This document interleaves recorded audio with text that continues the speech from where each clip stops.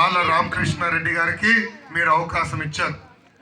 తల్లి, ఇప్పుడు మిమ్మల్ని అందరినీ కోరుతున్నాం, గుండె పైన చేయి పెట్టుకుని ఒక్కసారి ఆలోచించండి. నేను చేసిన పనుల్లో 10% అన్న వాళ్ళు సొంత నిధులు ఖర్చు పెట్టారా అని. ఏనాడని మిమ్మల్ని పట్టించుకున్నారా తల్లి?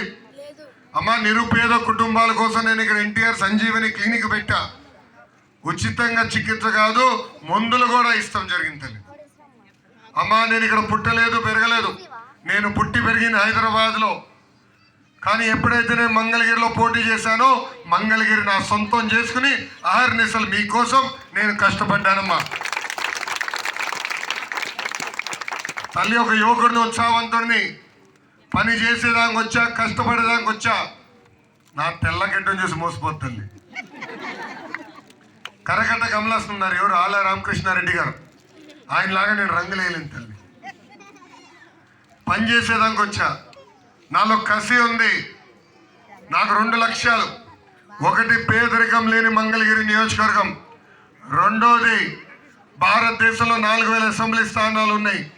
అభివృద్ధి సంక్షేమం ఎక్కడ జరిగిందంటే దానికి చిరునామా మంగళగిరి. చేసే బాధ్యత మీ లోకేష్ తీసుకుంటాడు.